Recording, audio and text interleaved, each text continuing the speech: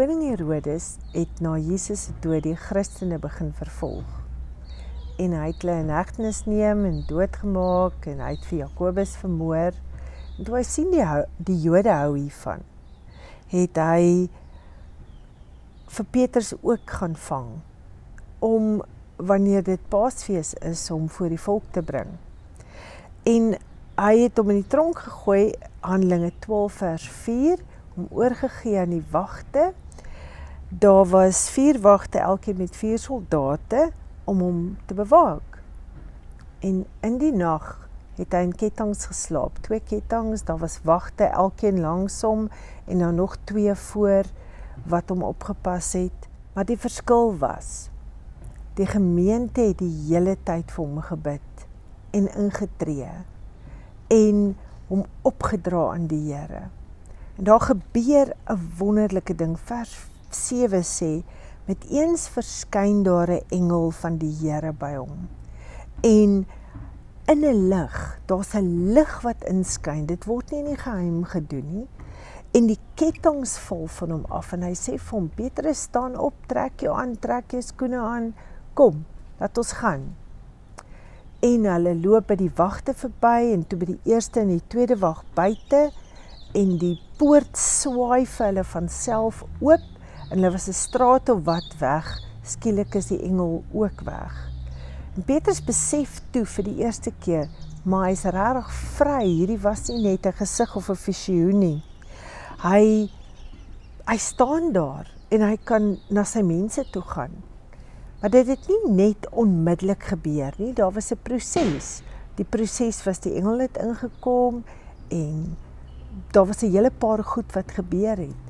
Baie keer wanneer die Here mense in 'n proses sit om vry te kom, dan is dit nie net so simplisties soos woep, dit gebeur nie. Die Here kom en hy doen 'n paar goed, en jy moet gehoorsaam wees en jy moet hom navolg. En daar was doelbewuste stappe wat Petrus die engel gedoen is. Hy gaan toe nie terug, Petrus. In die tronk sit die kettinge weer aan hom, en gaan lê tussen die wagte nie. Hy's los, die Here het hom vrygemaak. Dink 'n bietjie aan jouself, hoe maklik dit is, om nadat die Here jou vry en los gemaak het, weer terug te gaan. Baie mense bevind hulle self weer tussen daardie kettinge, want hulle gaan sit, al is die kettinge los, hulle gaan sit daar, binne in die kettinge, en dan staan party op en sleep die kettinge saam, en kla nog oor dit so swaar is, en dit soveel moeite is, en al is daar oorwinning, hulle gaan net deur hierdie proses. Baie keer is dit kettinge van die verlede. Hulle val in gister vas, hoorie, hulle is net in hierdie toestand. Waarom? As jy die hoogste guns van die koning van die heelal gekry het, en hy het vir al jou sonde, al jou siekte, al jou stryd, alles betaal, waarom sal jy dan nog gaan sit in hierdie toestand?